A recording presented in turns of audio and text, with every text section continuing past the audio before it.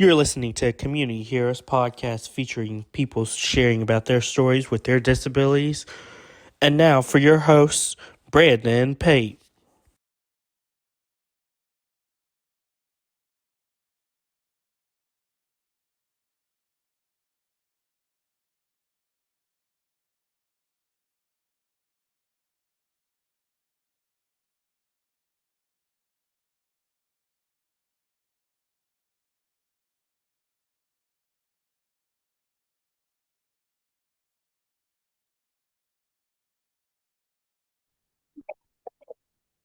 Welcome back to Community Heroes Podcast. In today's episode, I have the privilege to interview the USA Paralympian Para Track and Field athlete David Brown. How are you doing today?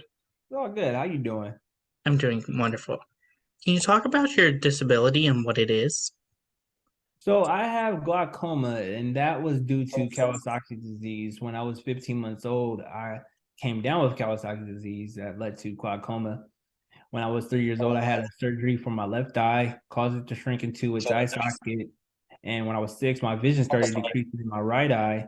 And it did that for about 7 years, and it left me with little sight that I have in my right. I can only see out of my peripheral. Yeah. And that happened like stabilized when I was 13. So I can barely see anything, only light, shape, shadows, and colors. Of course, what challenges did you face growing up with your disability? So some of the challenges that I faced growing up is one, accepting my blindness, that I was even going blind. I was surrounded by a lot of individuals, and that includes my family, that was bringing a lot of, I guess you could say, negative connotation to blindness and being blind. And so me accepting the fact that I was even losing my sight was very hard. And then another challenge was not being able to see in the realm that I needed to be able to see. So of course everybody sees with their eyes, anybody that has sight. Me, I was an, and still is, an individual that needs to use my other senses, so being able to touch and feel what I needed to touch and feel to see what is going on around me. So I was living in darkness, figuratively and literally, all my young early years, I guess you could say, just because you reach out towards something to feel, whether it be a wall or a piece of clothing. Your mom, parents, all, don't touch that, bring your hands back, you don't need to feel that, and X, Y, and Z. I'm like, well, what is it? Well, it's a, it's a, it's X, Y, and Z. And it's like, well, what does it look like? What does it feel like? You don't need to know that. They're not even describing to me what it looks like, what it look like, feels like. I'm getting nothing here. So those were some of the challenges that I had to face. Of course, how did you overcome those challenges and what was it like getting to compete in sports with a disability? So how I overcame that, honestly, was with sport. When I was 11 years old, I started attending the Missouri School for the Blind, and I got involved with the sports that they had there, which were track, wrestling, goalball, swimming, and forensics. So I got to participate in wrestling, was my main outlet, because I had a lot of fears. I had a lot of anger, because I grew up without a father, and I held a lot of like anger towards my father for leaving. And I never got to meet him. Still haven't met him to this day. You know, that's one of them things. So having that there allowed me to be able to, you could say, get my anger out in a controlled setting. I've always been a roughhouser at heart. I grew up watching wrestling, WWE wrestling, and roughhousing with my cousins and stuff like that. So having that there really helped. And I really dove into that, and I dove into, you know, running was one of those things where I just liked going fast, and was running prior to me going to the Missouri School for the Blind. I was racing my friends on the playground in elementary school, because I was able to still see where I was going and challenge them to different races and stay competitive with them, because kickball wasn't working out, or any kind of sport with a ball like baseball and anything like that. So I was like, yo, I can beat you in a race. I can race you down to the end of the playground and back. That was my thing. So when I got into track, that was just another thing where it just brought me back to like, hey, I can still stay competitive and fit. But my main thing for helping push me forward and get out of those dark areas was wrestling, actually. How was your experience like going to the School of Missouri Blind and getting to compete in sports while going to school there? My experience going to the Missouri School for the Blind, it was a strange one. Not going to lie. And just being honest with you, I stayed at that school for the remainder of my high school. I was about to say my high school career, but my high school time, just for the sports, because I started dual enrolling. My mom put me into a public school because she felt and she learned that I wasn't receiving the education that I needed at the Missouri School for the Blind. And to anybody that's at the Missouri School for the Blind that is listening to this, any of the teachers, I am grateful for you guys, but that's the reality, so but yeah, at the end of the day, she knew that I wasn't receiving the education that I needed. And long story short, I knew that I wasn't receiving the education that I needed either. And I just got to the point where I was just like, you know what, I'm just here for the sports. I had great grades in school. Don't get me twisted. Like, I graduated valedictorian of my class, as well as graduated from two high schools with two high GPAs in it too at the same time. So like, from both schools. But it was just one of them things where she was like, hey, we need to continue to push you, not only just physically, but mentally at the same time. I wasn't able to do sports at the public school. My schedule didn't allow it, because I would go to the public school in the morning, and in the afternoon, I was going to the School for the Blind. So my day started out at like 6 a.m. Go to the public school that started at like 7:25, and then get home at like 7. So yeah, a whole 12-hour day. And then still had to do homework from two different schools.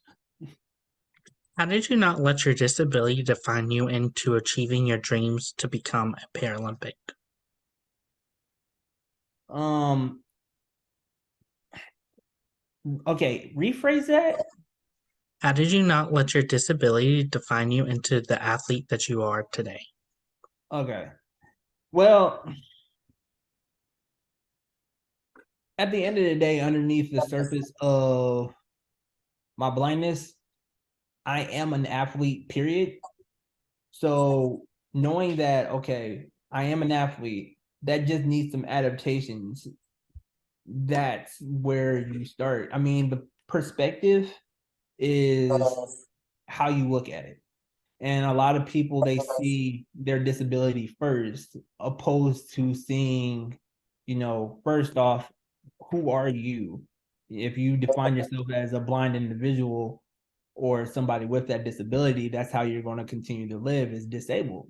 Like I said, first and foremost, I saw myself and I see myself as I'm an athlete, so whether that me being like I'm a track athlete or I'm a blind soccer athlete, you know, and I say blind soccer because it's specifically blind soccer, but at the end of the day, it's like, hey, I'm a soccer athlete. I'm an athlete overall. That's where I start. And then I just work myself backwards in Of the sense course, of, okay, what do I need in order to do what I need to do? what was it like getting into adaptive sports and competing in adaptive sports?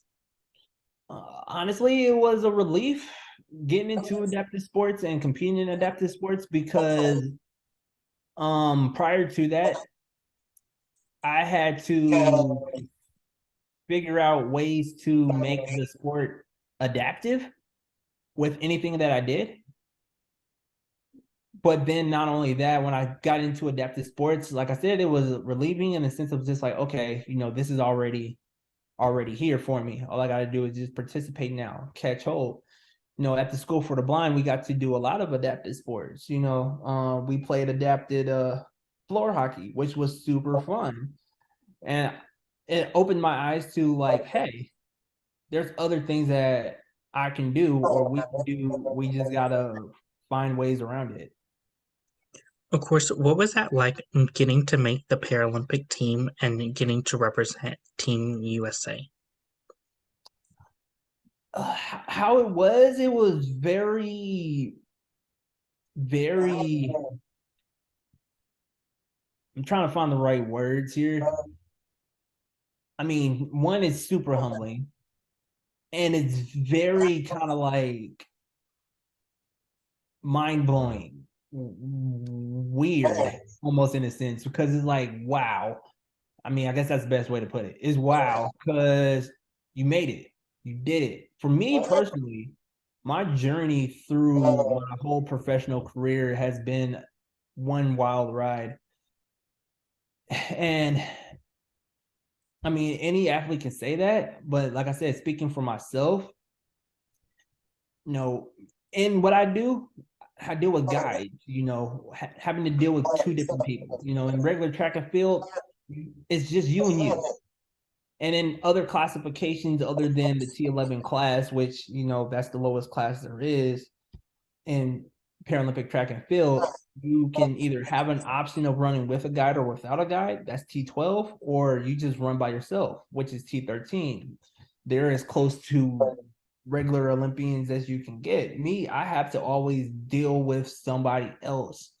So having that extra factor in there, you can be on point, but your guide may not be on point. It's one of them things where, like I said, it's just been so crazy and I can't get all into it. And to make your first Paralympic team, dealing with all that chaos too, like of training with your guide, and especially if they're a new one, it's wow and super kind of crazy. What was that? What was that feeling like making your first Paralympics in 2012 and going to London? It was very eye-opening to me in the sense of I know what I can do now. Because 4 years prior to that, I was in Beijing as just a spectator, hoping and praying that, hey, I can make it to London. And I want to go to London. Didn't know how I was going to get to London, but I know I wanted to be down there instead of in the stands. And then all of a sudden, here I am. I'm down there on the field of play. I still remember this to this day. It was my senior year, and I was talking to an athlete who was a goalball player, and he was one of my competitors from a different school.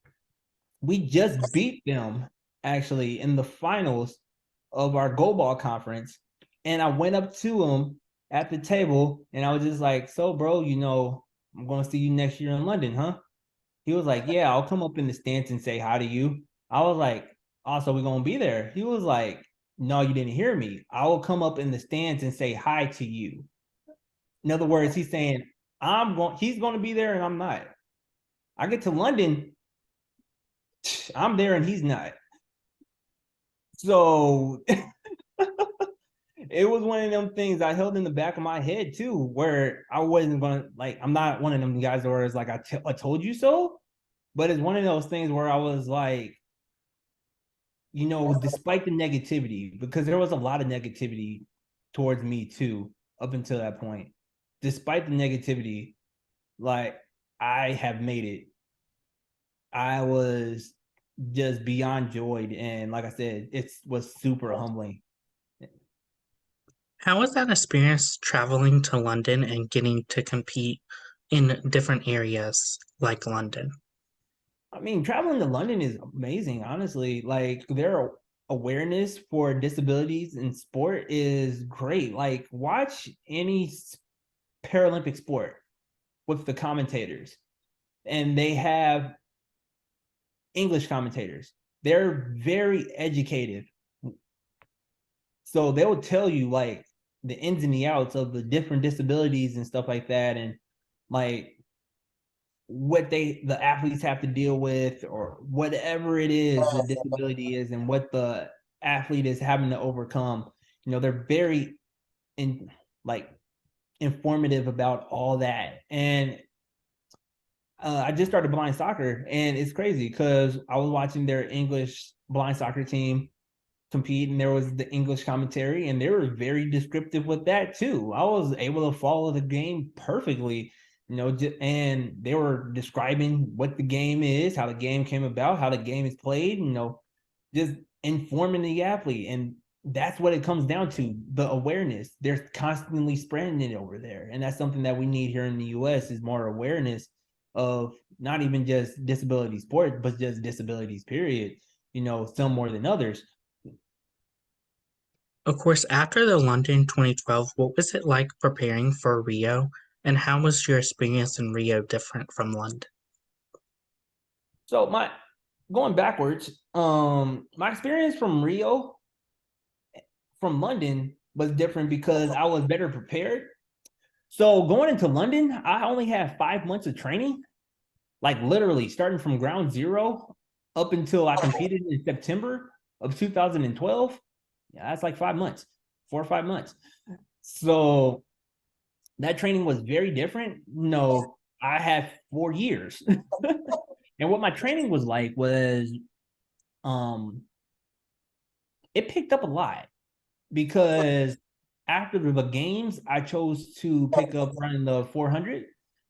And so in Lyon, France, in 2013, I ran the 400, got a silver medal in World Championships. And then the year after that, in 2014, I broke 2 world records. And then the years after that, pretty much I call it the golden age because that's just when I kept winning. So like 2015, 16, the training for that was just pretty much preparing for Rio.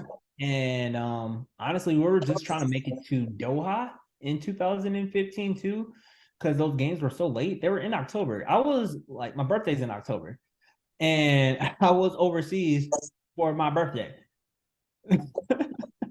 So just trying to get through that period of time, and then getting back and having to get ready. I do remember in 2016, like we started training for Rio in January, and that's late for us.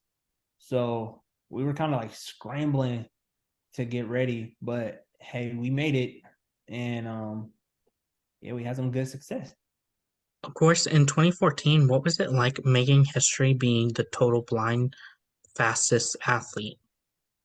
So becoming the first totally blind athlete under 11 seconds, the fastest totally blind athlete in the world, like that was something honestly that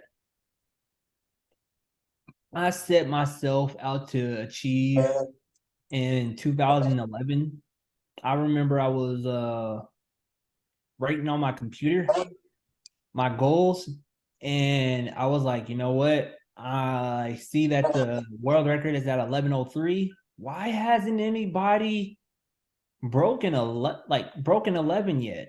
3 years later, like the guy that broke the world record and went 11:03 did it in 2008. I was like, why haven't anybody broken the 10, like into the tens yet? I'm like, this is bad. And the years went on. Of course, 2012 comes around. Nobody still runs close to 11, actually. And then 2013, the closest time was like 11:08. I'm like, okay, well, maybe I can do it. And so 2014 comes around. That year, it started out, I knew that was going to be the year. I set out to achieve that accomplishment And we were kind of training towards me running faster more in 2015, 2016. But that year prior, since I was training for the 400, the base that I received from that helped out a lot. And my first race, honestly, I PR'd by a mile. I wouldn't say like it's not a literal mile, but it was cut off a whole tenth in 100 meters. And to anybody who's run 100 meters, they know like, whoa, that's a lot. You know what I'm saying? And so I started out running faster than what I was 2 years prior. And I'm like, okay, next race I ran a little bit faster, So give more of a progression. I ran 11:15 and then I ran 11:12 a week later. And so I was like, okay, if I keep going on this rate, cutting off like 0.03 seconds, I should break the world record by May or June. We start competing in March. I'm like, I should break it by May or June. Psych, I end up breaking it at my next race. Actually, I went 1096, but it was wind dated, so it didn't count. So it was like crap. And that race, though, I was so hyped, like beyond hype. It was a collegiate meet. We were running against collegiate athletes, in open competition. And I got third in that race. And when they said my time, they said David Brown runs 1096. I'm like, like I started getting so hyped. Nobody really understood why I was so like hyped like that. It was crazy until they announced it over the intercom. And then the whole stadium, like the Pomona Pitcher meet, that's what it was. That is another big meet out here in California. A lot of colleges come out, and a lot of actually a good amount of Olympians come there too. But like everybody just went crazy, and then they understood like why I got so juiced the way that I did. But like I said, it didn't count because the wind was 0.1 over the allowable. So come back the following week, that's when I actually went under 11 seconds again and went 1092 this time at Mount Sac Relays. And I also broke the 200 world record. And I knew I was going to break that record because the week prior at Pomona, I went 22:58. And at that time that I had to beat was 22:49. So I was right there knocking on the door. Only reason why, and this is what I said, only reason why I didn't break it then at Pomona is because my foot kept slipping in my shoe. My track spike got wet. And so my foot kept on sliding forward and backward in my shoe, and I couldn't really get a good grip. And the fact that I even ran 22:58 with my foot sliding back and forth in my shoe, that let me know going into that following week, yeah, next week at Mount Sac, I'm going to break this thing. Of course, after Rio in 2016, and of course, while you were training, what were some of your other things that you were doing to help the disability community and give back to them during that time from 2016 to making Tokyo? So some of the things that I was doing, of course, is just trying to help raise awareness via social media. I think that's an outlet that a lot of people uses, but I do a lot of public speaking. That's one thing. So I go to a lot of disability type different disability organizations and stuff like that, like CAF or Angel City Sports, and I'll volunteer as a coach or as a public or as a speaker and different things of that nature. So things along that line. And going up to Tokyo too, I mean, coming into Tokyo, I was working on a business model alongside my now wife, we were going to launch a business that we're running now, which is Team DR Brown LLC. And that's another way that we're helping spread awareness and the disability community, because we're providing accessible, descriptive fitness videos for the blind and visually impaired community. How's that been like obviously running that nonprofit business? Well, it's an LLC, so it is for profit. And it's been a journey so far. I've been enjoying it.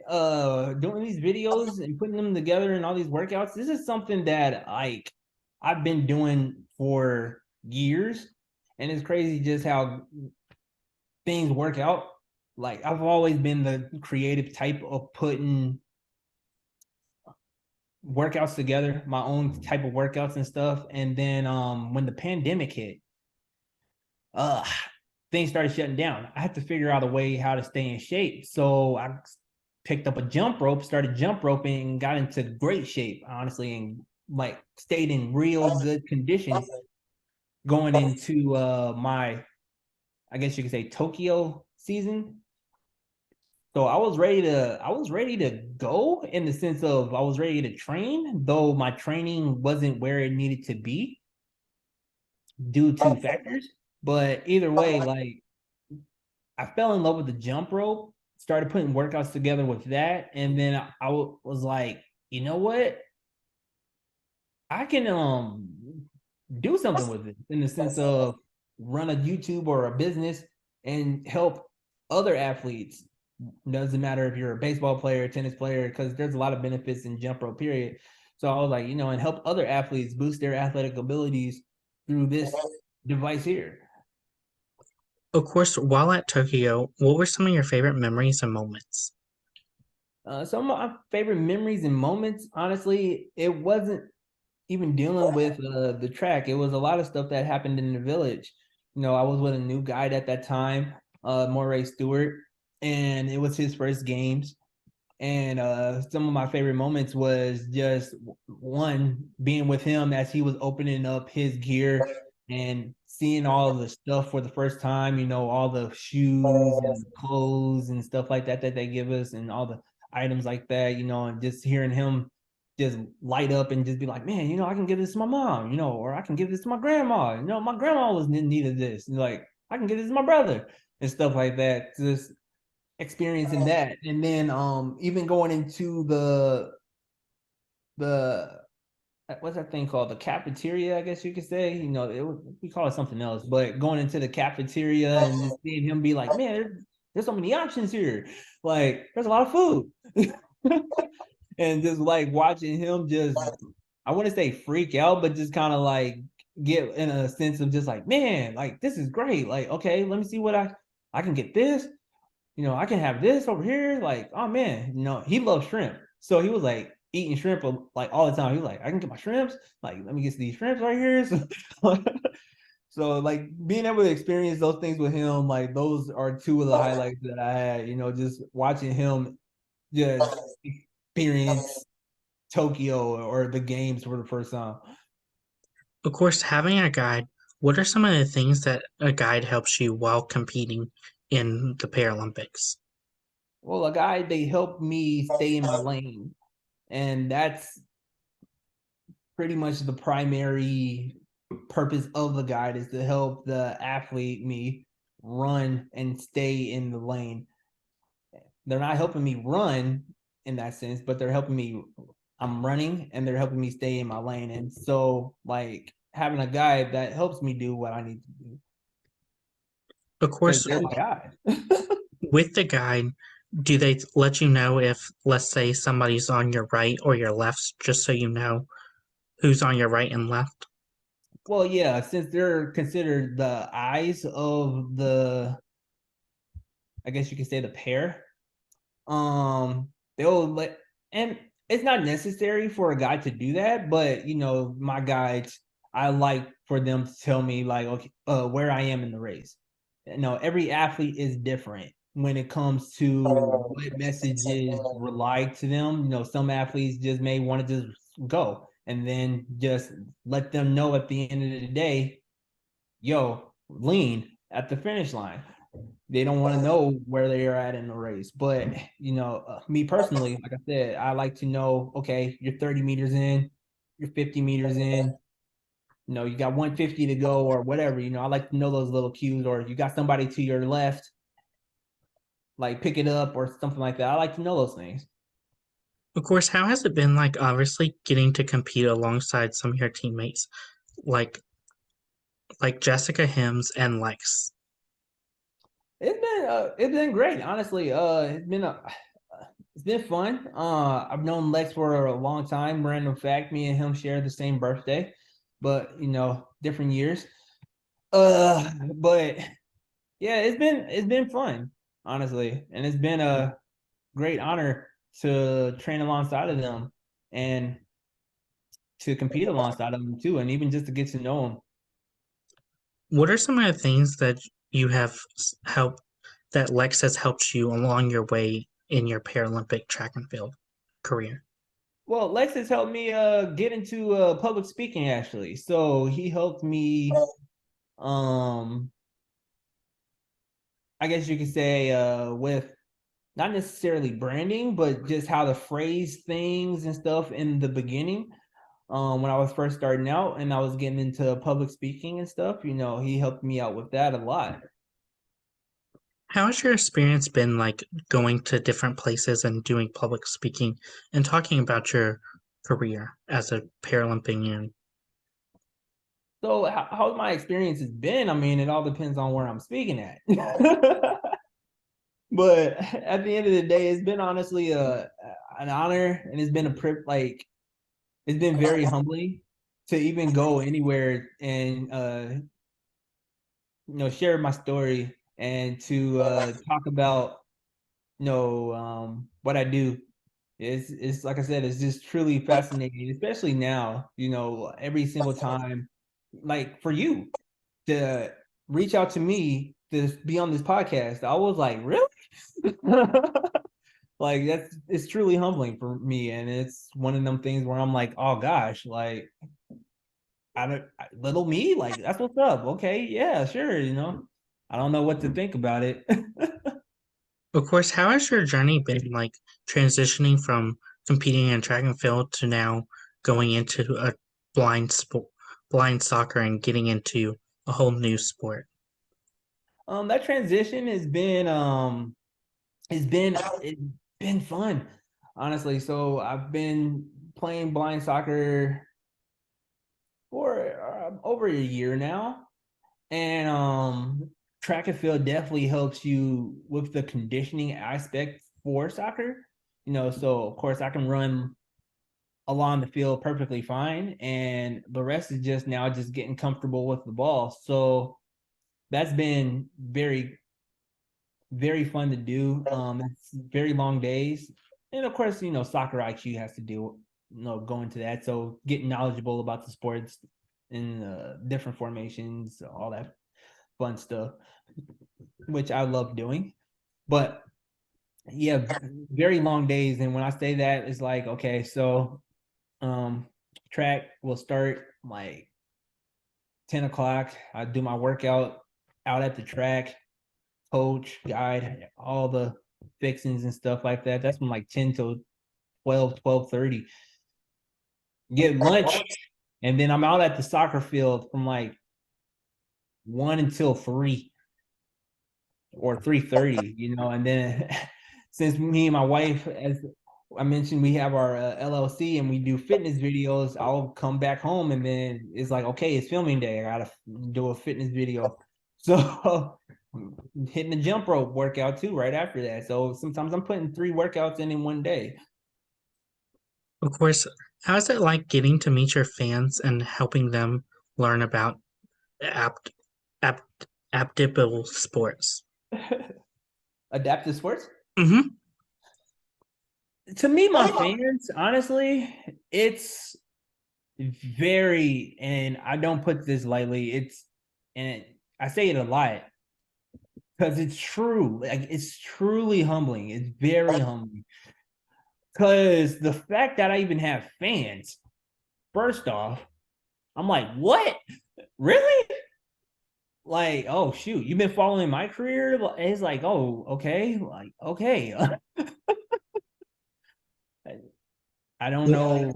It's something that always brings me to tears, and every single time I hear somebody, it never gets old. Like every single time. Every single time somebody says to me, like, man, I'm a fan of yours, or I've been following you, I'm like, really? It always gets me emotional. I'm like, man, thank you for the support, for the love, because it hasn't been an easy journey for me, like, honestly. And it's just one of them things. I strive to be as transparent as possible. So even in the downtimes, it's like, okay, I try to give as they say, my fans a glimpse into what's going on. And in my up times, same thing. So it's like, man, you have stuck with me through my ups and my downs. Maybe you don't even know about the downs. I'm assuming you do. It's like I said, that is a very humbling thing to me. What has it been like, obviously, giving your fans an insight on your struggles and also how it's like competing in adaptive sports? Okay, ask that again because I What has want it, to what has it been respond. what has it been like, obviously, giving your fans an insight on your struggles and competing in adaptive sports? What it's been like. I mean, it's been very vulnerable, honestly. But that's the kind of person that I am. No, I I strive to be as transparent as possible. And one thing that gets me, and I'm saying this not based off of my own opinion. I've heard too many people say this already. One thing that gets me into trouble is my bluntness. My wife is sitting over there and can probably attest to that. I'm a straight up person, straightforward, and I tell her how it is. And that's one thing that either you love or you hate, and like I said, it's just been very vulnerable sharing with them one adaptive sports and even two just insight into who I am. I mean, in these videos that I put out, on our YouTube page, Team DR Brown plug, um, it's like one, you get a glimpse into that because of course we're dialoguing at the same time as jump roping. So of course we got the grind and we also got the conversation as well. And then of course blogging on my Facebook page and stuff, and then opportunities like this to be able to share, my story and even just a glimpse of the background things that people don't see and don't understand. Is like, hey, it's like I said, it's very vulnerable. And me personally, it's just how I live. It's who I am. And it's been honestly an honor and very humbling when anybody responds and is like, hey, I can relate to what you're feeling with, or, I get you, or any kind of feedback. I've even got some people that cussed me out due to some decisions that I made. But you know what? Such is life. What has the transition been like, going from para track and field to now getting into blind soccer and goalball? Well, I'm not in goal ball, but getting into blind soccer, um, that transition has been pretty seamless. Honestly, I've just made our national blind soccer team, so I'll be representing the USA in this up and coming March, actually, where we'll play against Canada and hopefully other. I gotta get this. I don't know the schedule yet, but other international meets in the up and coming year. Sadly enough, we won't be able to qualify for Paris yet, but I'm looking forward to 2028. And man, I mean, I just got into blind soccer not too long ago, so for me to go from one not even liking soccer or knowing about soccer, how the soccer like the game is played, to now here I am on a Paralympic stage, a national level stage of playing soccer, blind soccer at that. It's like, bruh, this is crazy. And honestly, not only that, like, there's been a lot of opportunities that I've had in this past month, alone, being able to coach soccer, to other blind and visually impaired individuals and even sighted individuals, putting them in blindfolds and teaching them how to dribble a soccer ball or to communicate in blind soccer and how to play this amazing sport. Like I said, last year around this time, I was just getting into it. And now here it is a year later. It's like, man, not only did I make the team, but I'm a certified blind soccer coach. This is crazy. Of course, how is life balancing being a Paralympian and life outside of Paralympics? How's life? It's very crazy. Like we start as early as 8 o'clock in the morning and we crash at 9 o'clock at night sometimes. Me and my wife, we're like super busy, active, not only in sport. My wife, she does archery, national level archer herself. But, of course, me with the track and field and blind soccer, us running our business of Team BR Brown LLC, and we're super active in our church and what we do there. So, yeah, I mean, we're constantly working and going places and just running here, running there. We're either editing a video or, I'm doing something with soccer or going to a church function. As I mentioned, we were just because my wife was also doing this as well. We were both actually coaching blind soccer uh, quite recently, and we were having to drive up and back, like back and forth to LA in order to do these clinics that were in the LA area. So, yeah, we're constantly nonstop. What does your business offer for the disability community? So my business offers for the disability community adaptive and accessible ways of staying fit with jump rope. Honestly, we have, and this is for all ages. Doesn't matter if you have a disability in the sense of you're in a wheelchair. You can still use a jump rope. Because we have workouts where we're not even jumping, and it's just strictly just moves that you can do without having to jump. And then, of course, we're teaching the correct form of jumping, how you can keep this low impact. And we're very descriptive for the blind and visually impaired community as well. And the size of the rope that we're using is not heavy at all. I feel like anybody can hold on to it. We use speed ropes, because as we focus on boosting athletic abilities, a lot of, and I'm not saying this as a jab to any of the other jump rope coaches that are out there or any other jump rope channels, but a lot of them use heavy ropes, like quarter pounders or half pound ropes, and as I mentioned in one of our videos, the issue that can get ran into in the disability community with using these size ropes is once the rope gets going and swinging around you, that centrifugal force can pull you this way, that way, and a rope can even fly out of your hands. So somebody that has cerebral palsy, that can't really hold on to a rope possibly, this rope, once it starts swinging, that rope can just go flying and it can just break their form and there's potential injury there, So we're using light enough ropes to where anybody can hang on to them. Doesn't I would almost go as far as to say doesn't matter the disability, just take some adaptations and then we're teaching them how to jump safely and correctly.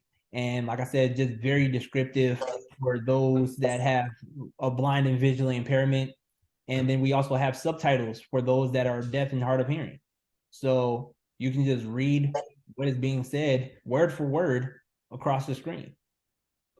Of course, what has that been like? Obviously, having people be able to have ability to play sports even with a disability. I mean, having that, it's giving people hope and it's helping them stay fit and opening up their eyes in the sense of just like what they can do and the potential that is there. And it's giving them another outlet, honestly, too, to be able to release. I mean, because that's what exercise invokes a lot of the time. You're moving your body around, a lot of emotion can come out. Me personally, in my videos, some of my hard workouts, like I even will say it on the screen, I'm like, man, this is really hitting me right now. Like to the point where I can't even talk. And like it can be a point where it's like, man, I just sometimes feel like crying because your body is just releasing all those emotions, so it's different things like that. It's giving them outlets, and blind and visually impaired people with disabilities, we need that kind of thing. We're already fighting a disability in itself. Some people have not even came to terms with the fact that they are in the situation that they are in. So being able to have these avenues, like with me growing up, not accepting the fact that I was blind, I had wrestling. I was able to release a lot of anger and just disappointment and frustration. A lot of that stuff I was just able to release through wrestling. Just having these different things is just like, hey, it's good and it's healthy. It's very healthy. What advice would you give those people that are looking to get into adaptive sports, whether it's wheelchair basketball, para, track and field, or even blind soccer? Yeah, don't be afraid of getting out there and making yourself look bad. I mean, because in the beginning, we all started somewhere. It looked ugly. Starting out in blind soccer, it was bad for me. Starting out in track, it was bad. Like starting any sport, you're just starting to learn it. So don't be afraid to get out there and learn and have some fun. Don't look at it. A lot of people like to put the cart before the horse in the sense of they look at the end result. And that's one thing too that I strive to try to be as transparent as possible in the sense of just like a lot of the stuff that what people are seeing, especially for when it comes to me, you're seeing the end result. But I want to give you the glimpse of it hasn't always been that way. The journey is what you need to get into and fall in love with. And that's when the progression starts happening. So it's like, first, just get out there. Don't think about like, oh, yeah. Well, actually, you can think and say, yeah, I want to go to a high level and be very competitive in this. But at the end of the day, have some fun with it. Whereas it's like, all right, let me just go out here and have some fun with it. Like, of course, 1 year ago, starting out in blind soccer, I was like, yeah, I definitely want to make the blind soccer team. But that came after first me playing the sport. And I was like, when I first got out there, I didn't even know what to expect. I was like, you know what? I never played blind soccer. I don't know what this sport is about. I don't even know if I'm going to like it. Like, I just don't know. I'm just going to give it a shot. Whatever. I'm just out here just to see what's up. Long story short, started playing, and I'm like, man, this is like really fun. And then, of course, like that community aspect that came with that, I was just like, yo, this is great. And then that's when I was just like, all right, I want to strive for a high level of performance in blind soccer. What do I need to do? So start charting that plan of action where it was like, all right, I need to study up on the sport. I need to study up on the rules. I need to get some drills. I need to get the gear. I need to, what I'm saying? So yeah, don't be afraid, first off, to get out there, just have some fun, and then go from there. If that sport is for you, you're going to do what you're going to need to do in order to go to the next level. If it's not, then of course, hey, at least you have fun doing it. What advice would you give those people that are looking to make the Paralympics and go to the Paralympics? Same thing. So start out first on the journey. You know, go through your season, train hard, and make sure you recover a lot harder, because that's one thing that us athletes, we have problems doing is we'll train to the point then we end up breaking. And now you're forced to take a step back. So it's you train hard, recover harder so you can come back and train harder. You know what I'm saying? So if you're training at 100%, you need to recover at 200%. And that doesn't mean, oh yeah, I'm taking a day off. That's like, okay, foam rolling or, ice bathing or Normatec, whatever, massage, those kind of things, making sure you're staying on top of those and doing those things to the fullest to where you're able to recover and train a lot harder the next day. Make sure you take a rest day. And like we train 6 days a week. I train 6 days a week. I say twice a day, but it's more like 3 times a day. But 6 days a week, 3 times a day. Long story short, so a lot of recovery is involved in what I do. And then, of course, we take off Sunday. So making sure you have that plan of attack, stick to it, train hard, have fun, and then, man, when the day of competition comes, the qualifying day comes, just enjoy the process. Everything that you've done to get there, the nerves are going to be there, but utilize those to your advantage and just go out and give it everything that you have. Hopefully you make it. If you make it, then of course that's emotional. That's going to be emotional. Embrace that and then get back to work because the job is not done yet. That's one thing. Just because you made the team, great, but you got the games now. Don't stop at the halfway point. That's one thing that my coach told me, and I lived to that too. I was like, that just makes so much sense to me because that's how I think too. I'm like, yo, that's just trials. That's nothing. I'm working towards the games. So you keep on grinding until you're eliminated or until you win at the games, whichever comes first. That's great advice. Where can our listeners find you at on social media? So y'all can find me at Team Dr. Brown on YouTube.